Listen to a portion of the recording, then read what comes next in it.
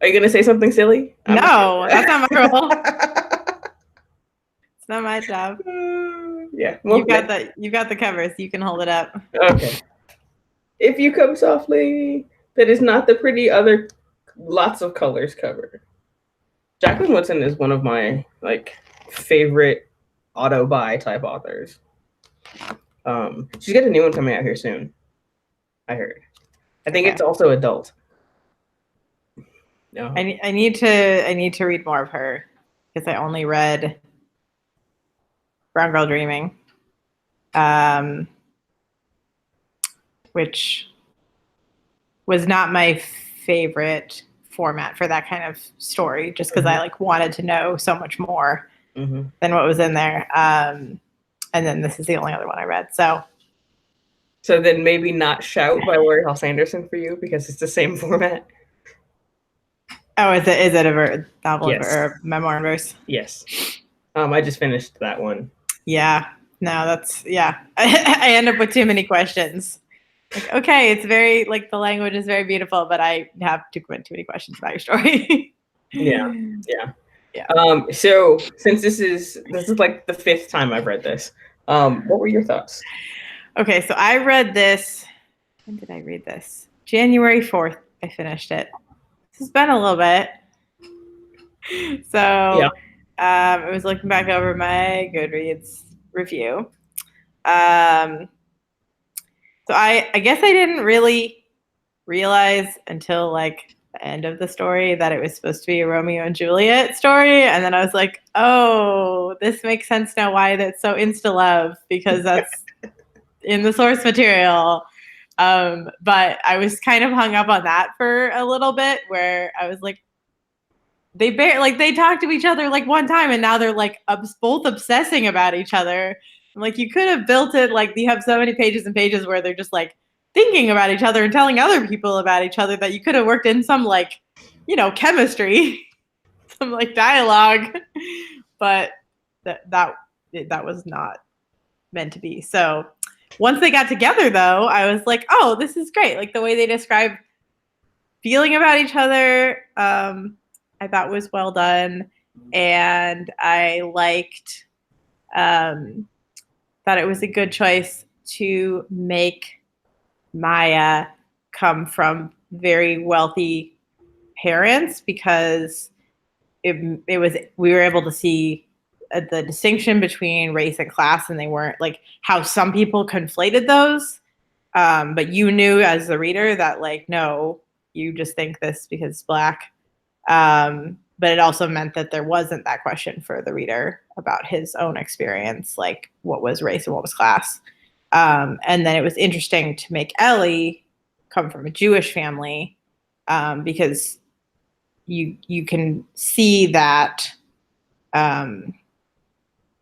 her privilege as a white person, even though there is Christian privilege in the United States, her privilege as a white person was still so much more than Maya's experience of not being a Jewish person like she was, and what she experienced as that. So just a lot of, for a very short book, she packed in a lot of very smart decisions. I didn't realize until I finished it that the book was 20 years old, at which point I was like, oh, this makes sense now why her sister's talking about having a commitment ceremony, and I was like, oh, and nobody has any cell phones, which surprisingly was not really a plot point, that they couldn't get in touch with each other when they weren't together. That never really became an issue.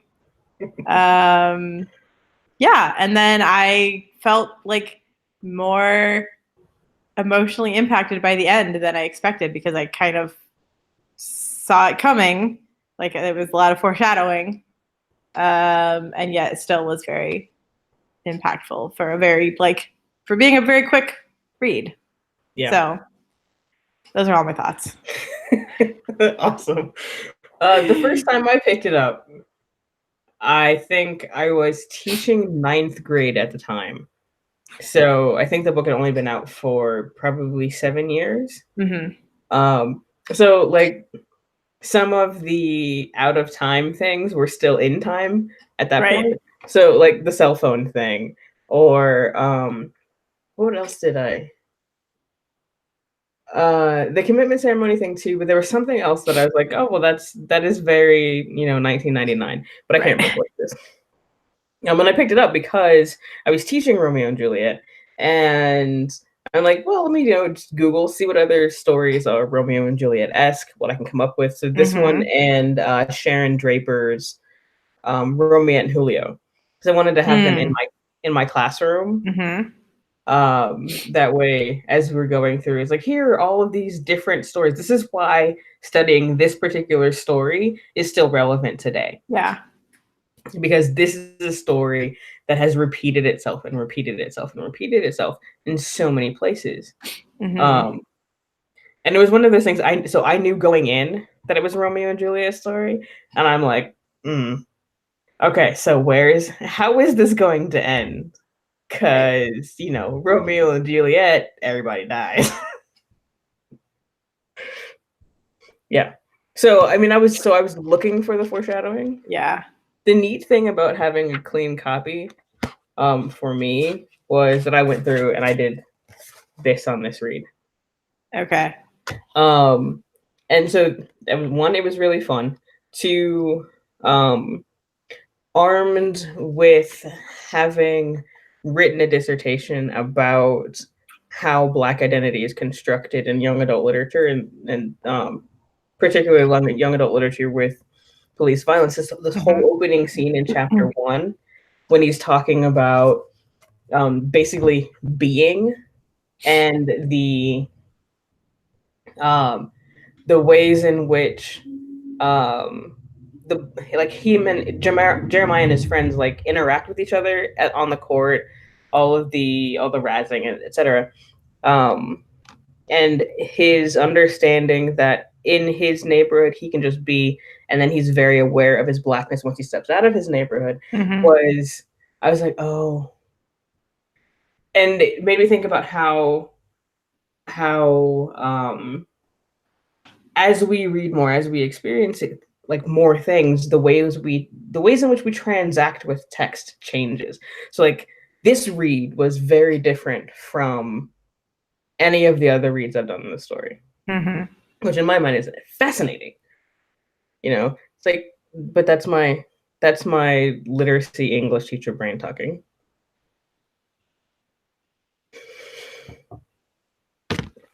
So a lot of my focus in this read was the ways in which Maya's identity was constructed.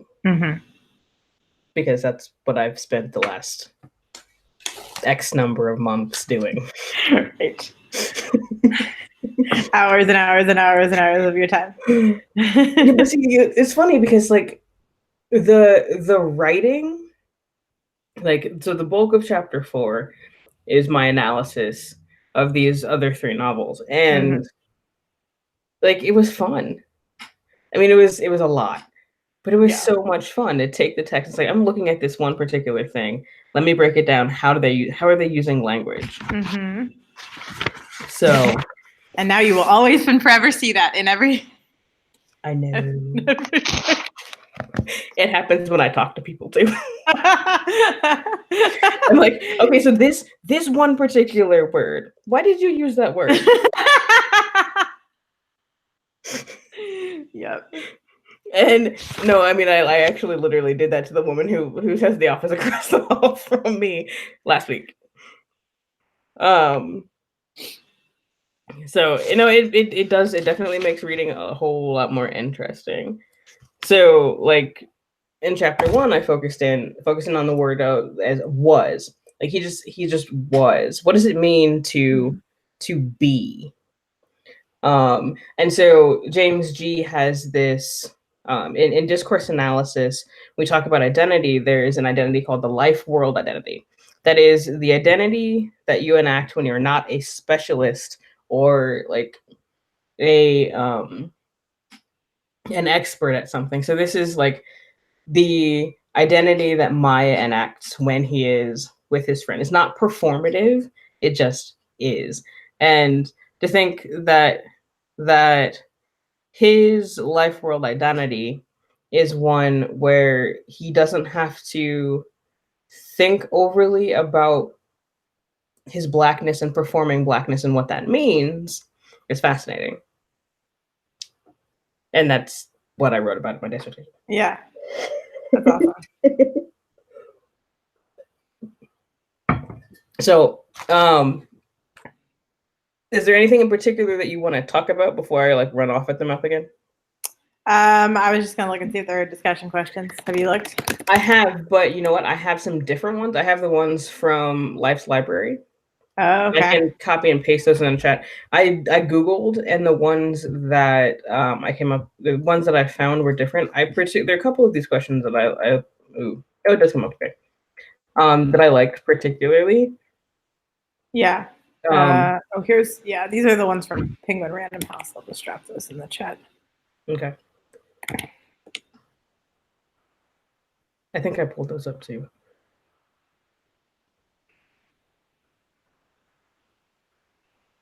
Yeah.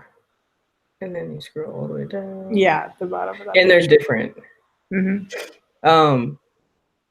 I wish I hadn't read this so long ago because it's hard to up specifics. So let's go with this one then. So I like from the Life Library questions, I like question number 2. Yeah, I was just looking at that. I like that. Which says Jeremiah's chapters are written in third person while Ellie's are written in first person. Were you surprised by the different tenses? How did these changes in tenses inform your understanding of the characters? Was there a character you connected to more than the other? Do you think you would have read the book differently if you had only had one character's perspective throughout?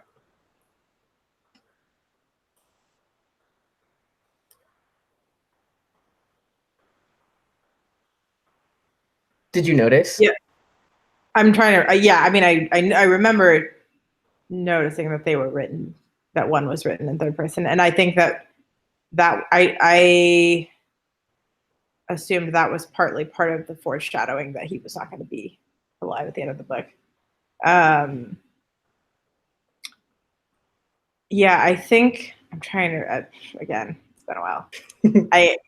I think we would have lost something having only Ellie's perspective. I'm trying to figure out what we would have lost having only Maya's perspective. I think somebody wrote this who was either British or Canadian. I think we would have lost the stark, like, this is how privilege works in terms of race, because we see and I thought that Ellie's conversation with her sister Anne was particularly telling in that. It's like, okay, so, you know, in terms of like accepting differences, like, okay, so this is coming back to me now. Yes. Yeah. So, you know, Anne is a lesbian, and that was an issue, but then it became not an issue. And then Ellie's acceptance of Anne, but Anne's not acceptance of the potential for Ellie to enter into an interracial relationship. Right. In 1999. Right. And coming back to the same, like, her mom, Marion, saying, you know, I want you to be safe, I want you to be okay, whatever. Anne saying the same thing to Ellie, and Ellie's like, but wait. So I think that kind of dynamic we definitely would have missed out on. Yeah. The stuff between Ellie and her parents, I was like, no Black person would ever get away with calling their mother by their first name. They get slapped first. I'm sorry, what? But yeah, and I feel like I've read the same sort of storyline in other young adult books. Maybe they came after this one, I don't know. But just this, like, it seems to be a thing with characters calling their parents by their first name. Sometimes it's like they only call them by their first name in their head, and then they call them mom. That's very Twilight. Loud, but I have not read Twilight. I just feel like this is not the only book where I've read, or like, I'm going to call you as an act of rebellion, I'm going to call you by your first name, or like, my parents are just so cool and they raised me in a hippie way, so I call them by their first name. I just feel like it's ongoing theme, but I didn't really get anything new out of it in this.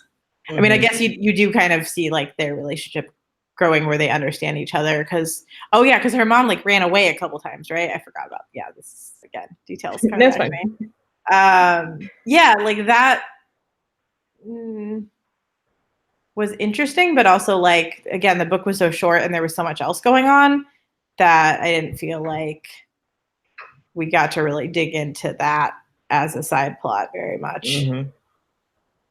And so I'm not sure what larger importance it had to the book. So here's an interesting thing that I was thinking about. So I actually read this one and had conversations in the Discord with people. Mm-hmm. And this is the only one that I did that with, partly because I'd already read it, and partly because after January things just got crazy.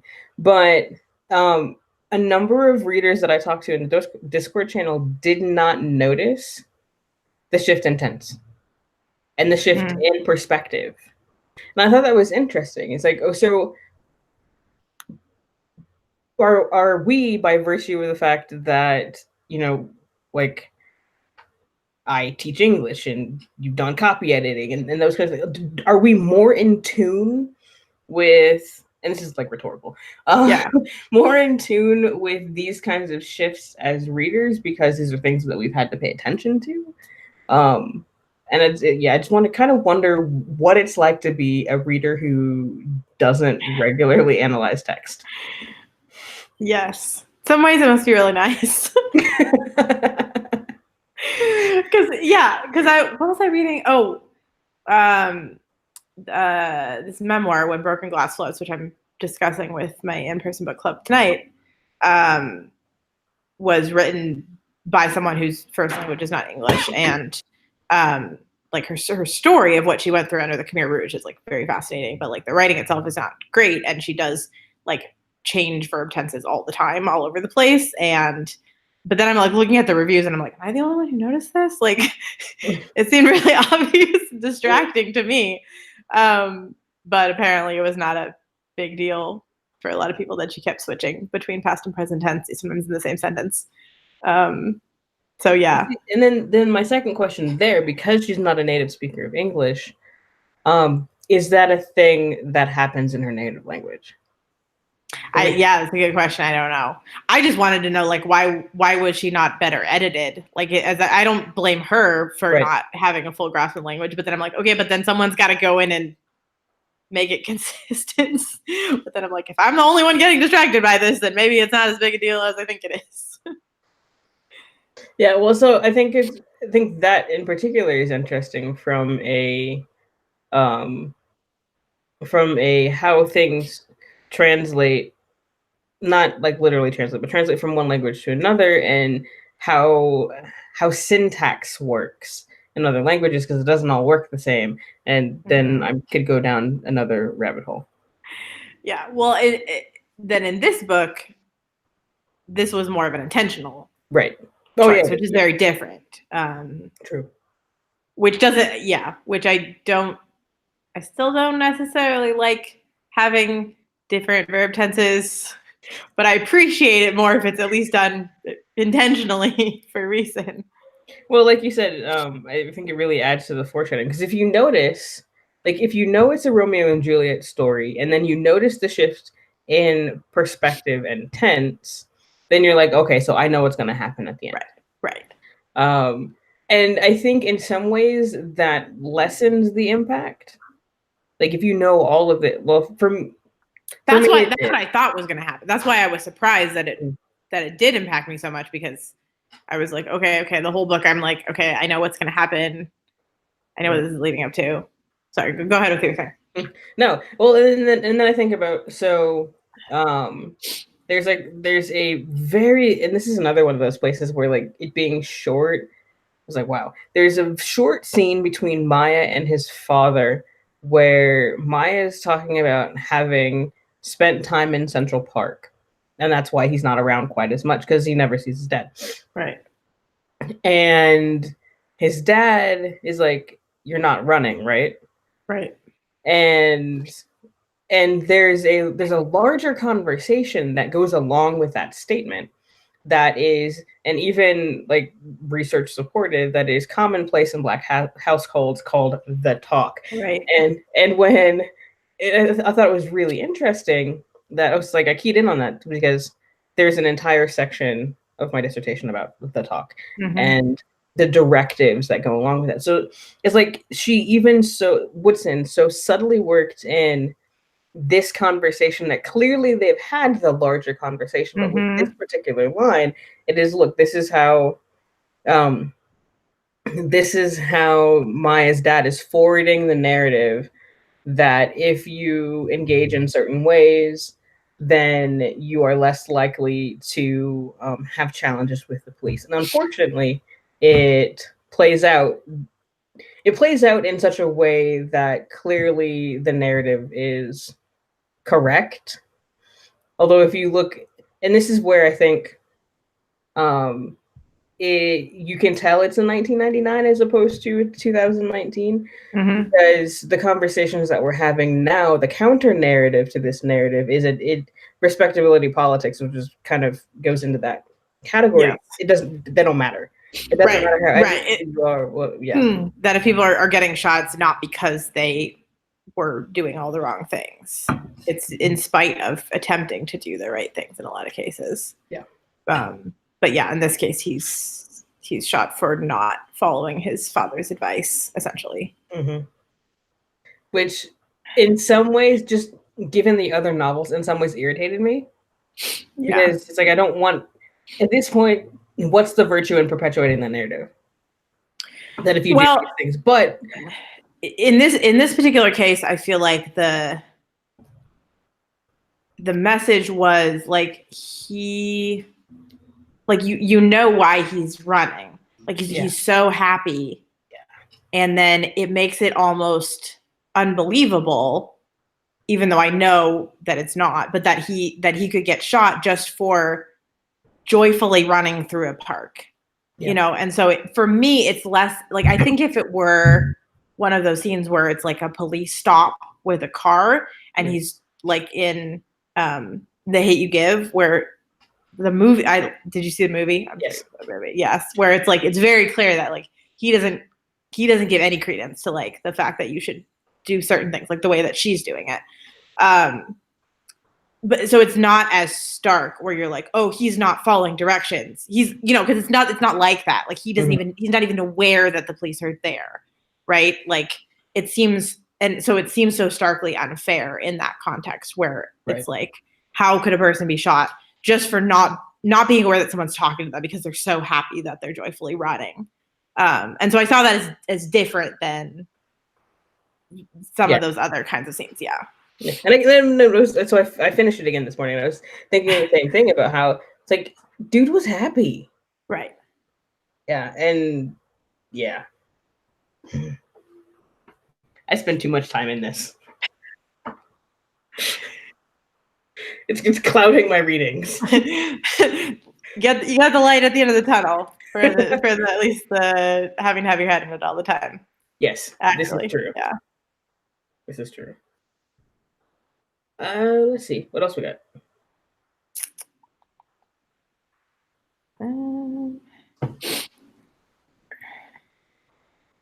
Let's see. You already talked about number 5. A little bit.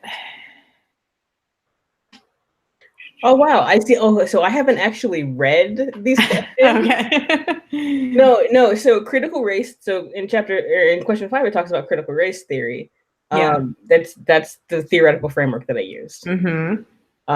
And we talked about I talked about hypervisibility. Yeah. Huh. That's kind of cool. Okay, I'm done. Sorry.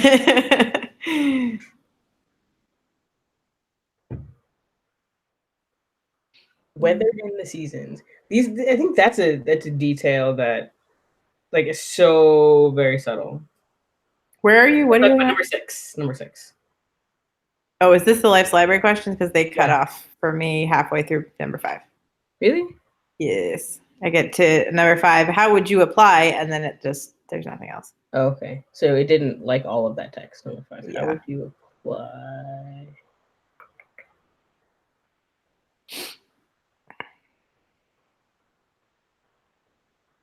Oh, this term to the novel. So here, I'll just give you the end of 5 and 6. Okay.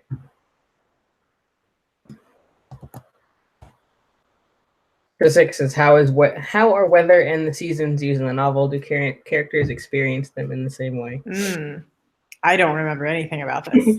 the one thing that I keyed in on for weather was the motif of rain. So if you look at rain as a symbol, it is like basically bad things are going to come. So every time they started talking about rain, whether it be rain on Ellie's window or no, that was in My Sister's Serial Killer. Never mind. but this is what happened. That was what I was listening to before we started. But there were other instances in which they talked about rain too, and I'm like, this is just furthering the idea that something bad is going to happen. It's going to be, I can't remember what the word was. I wrote it down.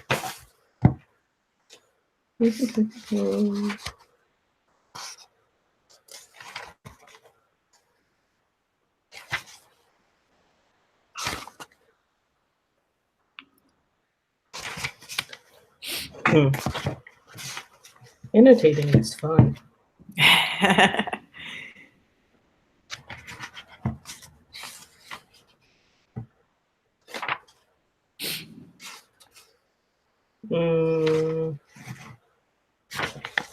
Except if you don't flag the pages, then it's like you're just looking through all of your notes.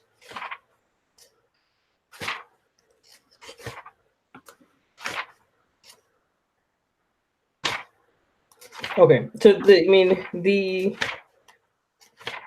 gist of it was all of the rain says that bad things are coming, and then a bad thing came. Because I can't remember where it was, and we could be here forever trying to look at my chicken scratch. So yeah, that was interesting. Moving on. I did not notice that. Clearly, I don't remember it at all. Okay. Let's see. There's a question on the Penguin Random House question, number 7. Says that she doesn't have any close girlfriends from her old school or at Percy Academy, which I did remember noticing. That she didn't really have any friends. I think Anne was her best friend. Mm-hmm. And then when they had their falling out, it's like, okay, so what else? For whatever reason, it's going to be easier if I pull it up in the other window. Okay. If it decides it's going to load. Here we go. What number was that? Number 7. So I wonder if that contributed somewhat to the kind of insta love, because she didn't have really any close relationships with people at school. So it was like, as soon as she made like a small connection with someone, then suddenly it was like, I am obsessed with this person in every possible way. Right. Which I kind of understand. Like I definitely apparently dishwasher's done running.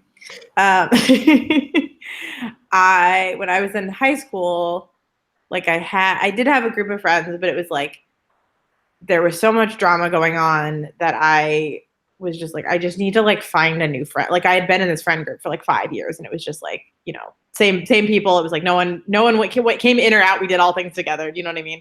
And so it was like I finally started to make friends with this guy, not part of the group, and immediately I was like, I need to date him. Like I didn't know how to like relate to someone in a like healthy friendship way, or like see that as a possibility, because I didn't have a model of just like making different friends throughout my school years. It was just like I had joined this group in middle school, and then it was like those were my friends.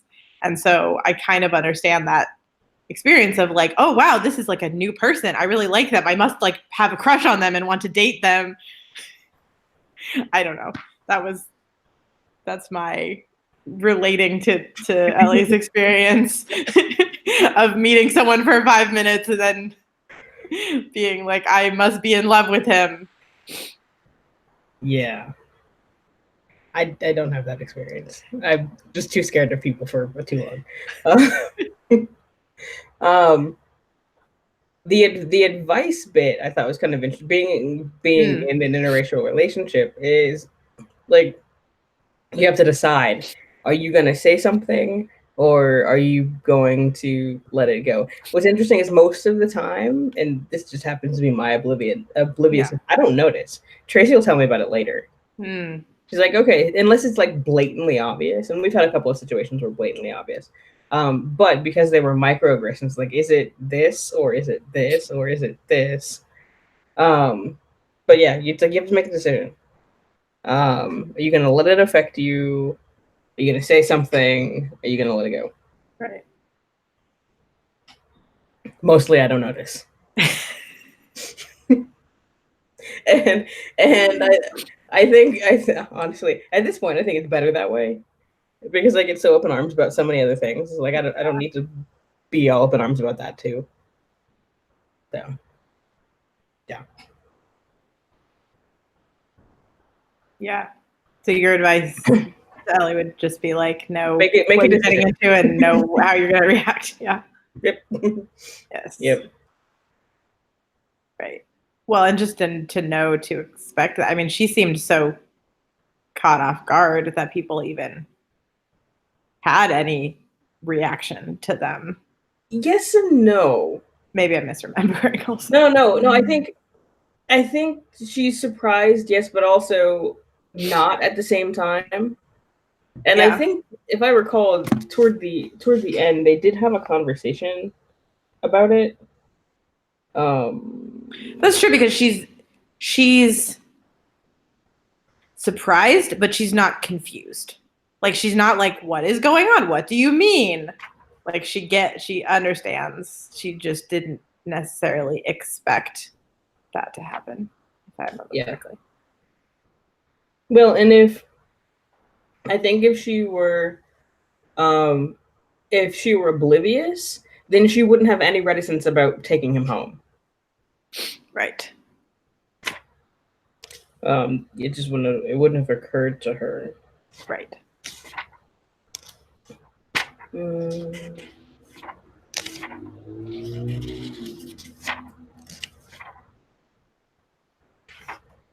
More rain.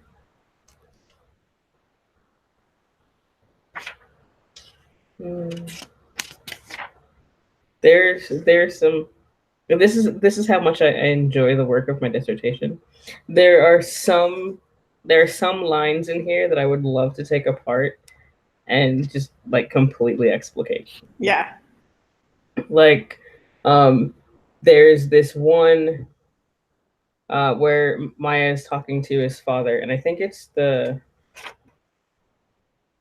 it's not the same conversation. He's talking to his dad, and they're driving along, and they're talking about a number of things, and then his dad's talking about white people, and he said they don't know they're white. They know what everybody else is, but they don't know that they're white. It's strange. And unless he qualifies, unless they walk into a situation where they walk into a party and everyone is black, or they get caught in Harlem after nightfall, and then he's a conversation about the black churches that were bombed. And generalizing that it's too bad for those churches. It's a shame. I hope they catch the person soon. And then Maya's like, what else can a person say? That's what I say. His dad responds, that's true, but you have to take it a step deeper because you're black. It's not those churches, they're black churches. And because they're black churches, they affect you. And I thought that was interesting, given some of the conversations that I've had with people around, like people in particularly who are exploring what their whiteness means. I've had a couple of conversations with people who are like doing that work. Mm-hmm. And they're like, there are things about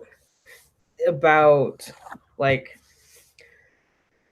not like what is white culture, what does it mean to be a white person in America? And I'm like, okay, you're telling me these things, I don't know what to tell you.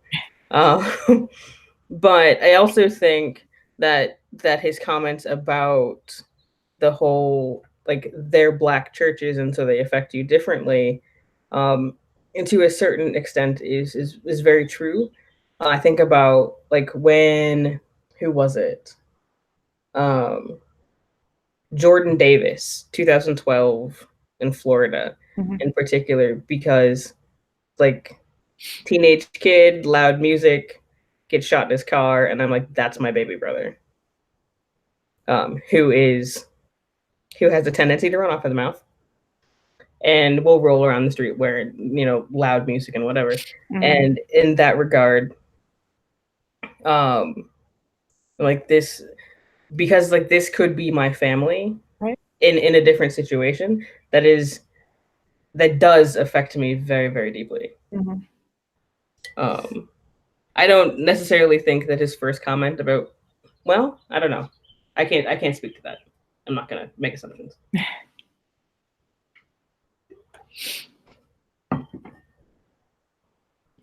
But I would love to take that piece apart and Which- explicate it. The piece about white people's reactions to the Black churches, or earlier where he talks about All of it. No, so Okay. I have passages that I took apart that are like Oh, that yeah. long. Yeah. You break them into pieces, but it's like what themes are coming out here? What are the choices of words that he uses? Mhm. What's important? Historical implications, all of that. Yeah. Well, and what he talks about is also another example of the hypervisibility, about being aware of your race only when you're in contrast with other people. I think that we don't usually think about it in that sense because it's much less common for a white person to find themselves in an all Black space than it is the other way around. Yeah. And church in particular. Although, well, that's going to go on too much of a verbal. we don't have to do that there.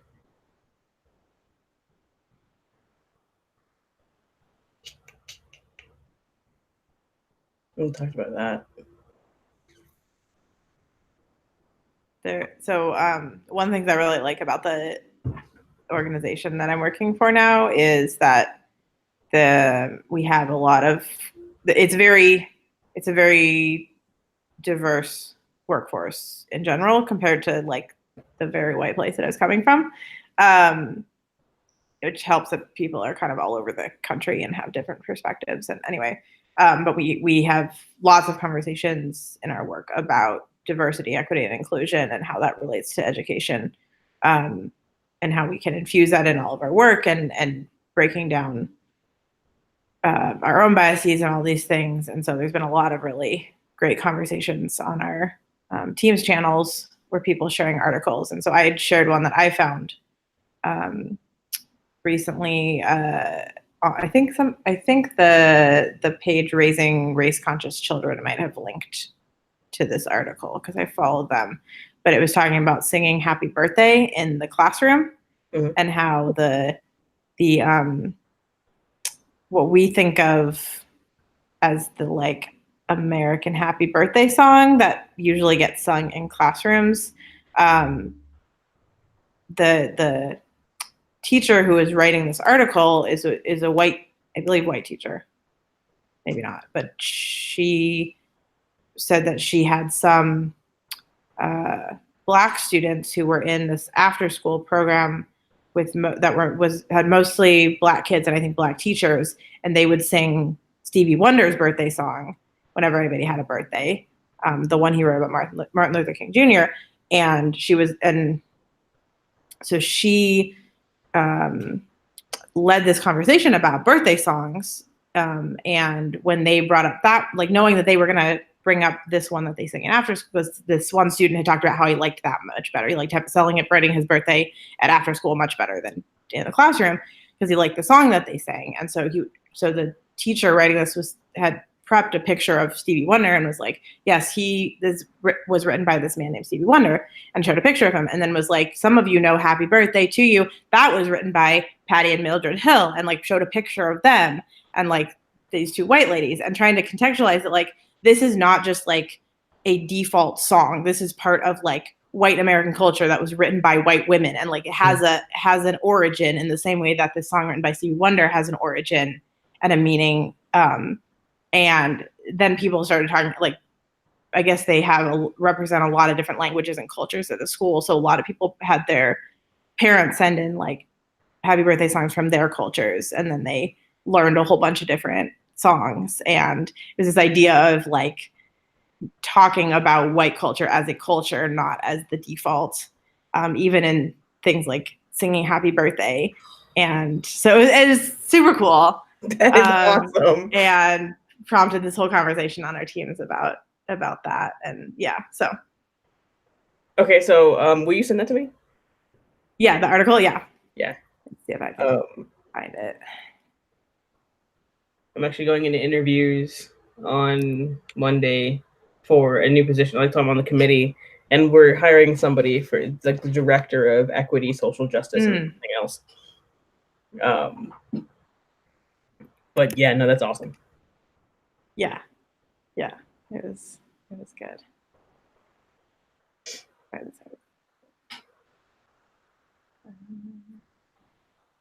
Oh, oops.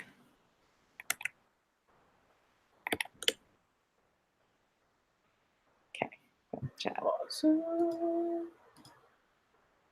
Open it in the other window.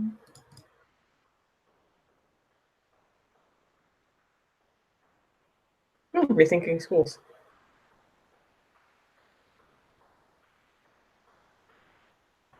They've got a couple of books that they've published in the last few years that I really want to pick up, but I cannot remember what they were.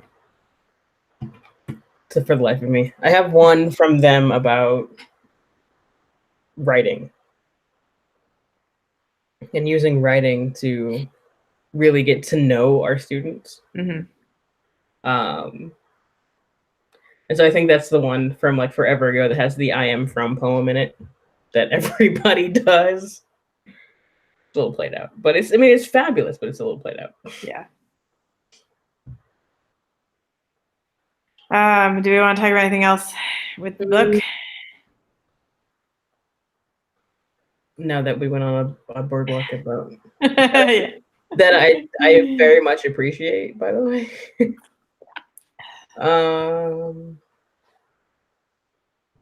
Let's see what my other questions.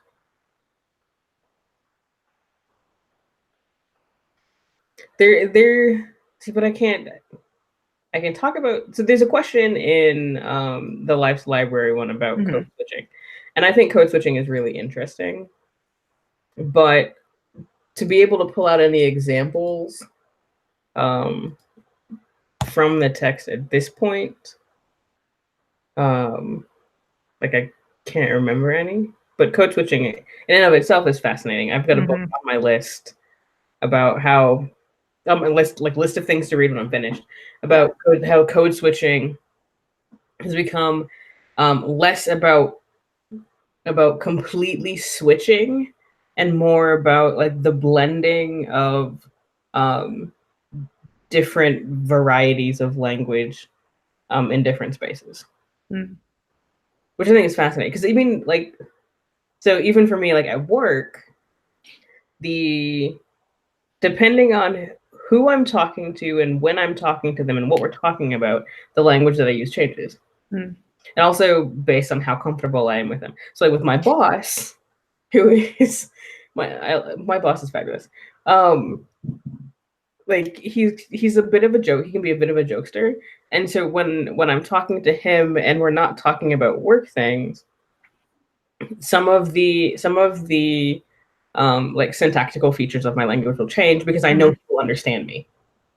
Because that's another piece of what happens with code switching. So Maya is going from this world of, all of this blackness, all of his friends and the way they interact to this very white school, and the way he has to engage changes so that he's not seen as, if they say in Dear Martin, one of those black guys. But then, so that code switching leads into a conversation about respectability politics, and respectability politics is the thing that I'm really struggling with right now. But it's I don't think that was a complete thought. I just think I think code switching is fascinating. But I think that has also to do with the fact that I find the ways in which we use language, whether it be in written text or in verbal interaction, to be fascinating. Do you listen to Code Switch, the podcast that is referenced here? Yes, I do actually. So I listen to Code Switch, not as regularly as I'd like right now. So I listen to Code Switch and I listen to Lexicon Valley from Slate. Okay. Which is, and I've actually been listening to that more lately, a bunch of the back podcasts, because some of the things that John McWhorter talks about have informed my analyses. Oh, interesting. Yeah. I went hunting and found some articles that I actually cited. So I was like, okay, well, cool. Nice. But Gene Demby and Shireen, they're just fantastic to listen to. Yes. Agreed. Okay. Anything else? I don't think so. You jogged my memory about some things in this book. I'm sure anything else is gone now. Right on. Do we want to make our selection? Do you want to make it on air or off air? I pulled numbers already. Okay. I signed this time. Sure, we can do it on air. That's cool. Okay, so what I did today was I added the other 3 books from Life's Library to the list. Okay. So one of those came up. Field Guide to Getting Lost. Okay. That was one of our options. It's also fairly short. Educated, a Memoir by Tara Westover came up. That one was recommended by Merrill. And Year of the Griffin by somebody whose name I can't read my handwriting anymore. That was recommended by Anna. You're looking it up? Yes. Diana something. Jones? Maybe? Diana Wynne Jones, yeah, who wrote Howl's Moving Castle. I don't know that one. No, okay. Never mind then. Thoughts? Yeah. I have the audiobook of Educated and I haven't started it yet, so that's your vote. That sounds good to me because I'm going to be reading it soon, and I have some other ones that I need to read, so I can postpone that until a little closer to our next discussion. I'm good with that. I have no feelings about any of them because I don't know anything about any of them. I did not do my research before we went on air. Okay. So Educated it is. I've seen it, though. I know what the cover looks like. Yes, it has a pencil. Yes, it does. Okay, I'm going to stop this. Yay. There is my mouse. All right, here we go. Bye-bye.